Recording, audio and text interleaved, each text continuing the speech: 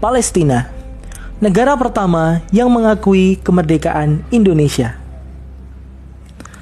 Terdapat setidaknya 4 syarat yang harus dipenuhi untuk menjadi sebuah negara berdaulat, yaitu wilayah yurisdiksi, penduduk, pemerintahan yang legitimate, dan adanya pengakuan dunia internasional.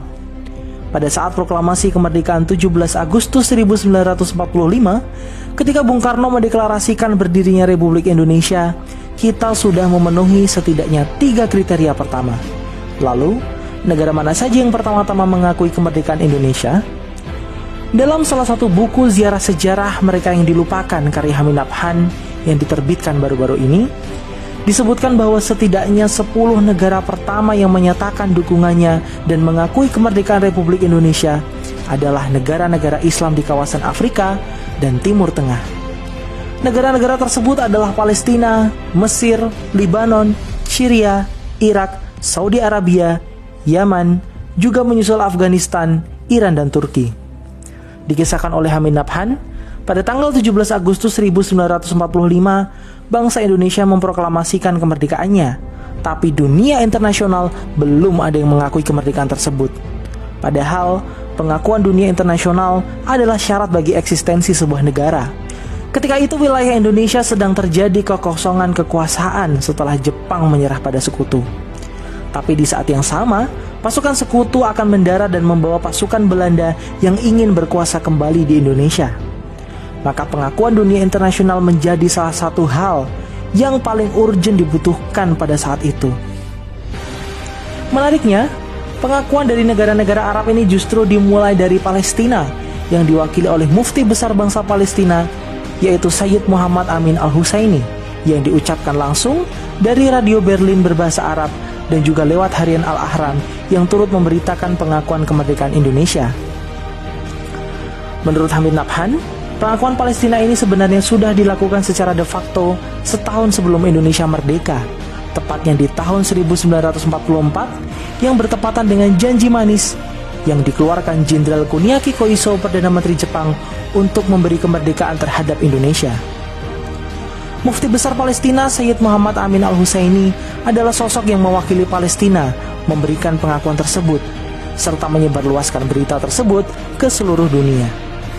Pengakuan kemerdekaan ini kemudian diikuti oleh Mesir yang diwakili oleh Konsul Jenderal Mesir di Mumbai, India, yaitu Muhammad Abdul Mun'im, yang datang di ibu kota Republik Indonesia, Yogyakarta.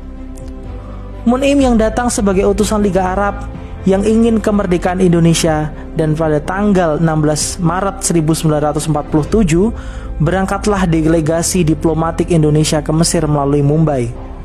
Delegasi Republik Indonesia pada saat itu adalah Haji Agus Salim sebagai ketua, Haji Muhammad Rasjidi, Nazir ST, Abdul Qadir, dan A.R. Baswedan. Dari Mesir rombongan berangkat ke Libanon, dan Libanon pun mengakui kemerdekaan Indonesia. Lalu Haji Agus Salim memerintahkan Rasjidi untuk melanjutkan misi ke Saudi Arabia, sedang A.R. Baswedan dan anggota delegasi lain diperintahkan pulang ke tanah air untuk menyerahkan dokumen dari Mesir dan Libanon. Rasjidi berangkat ke Saudi menemui Raja Abdul Aziz Al Saud dan mendapat simpati serta sambutan yang luar biasa dari kerajaan Saudi Arabia. Raja Abdul Aziz berkata, "Nahnu la nata'akharu." Kami tidak akan ketinggalan untuk memberikan dukungan dan pengakuan untuk Indonesia. Maka di Istana Raja, Raja Abdul Aziz menyerahkan surat pengakuan kerajaan Saudi Arabia terhadap kemerdekaan Republik Indonesia. Peristiwa yang sangat bersejarah itu terjadi pada tanggal 24 November 1947. Lalu pengakuan kemerdekaan Republik Indonesia mengalir dari negara-negara Arab yang lain seperti Syria, Irak, dan Yaman. Terkait dengan dukungan bangsa Palestina, mereka tidak hanya sekedar memberikan pernyataan ataupun pengakuan semata, tapi juga bantuan konkret seperti yang dilakukan oleh Muhammad Ali Thohir, saudagar kaya Palestina yang saat itu menyerahkan uangnya di Bank Arabia dan berkata, "Terimalah semua kekayaan saya ini untuk menangkan perjuangan Indonesia."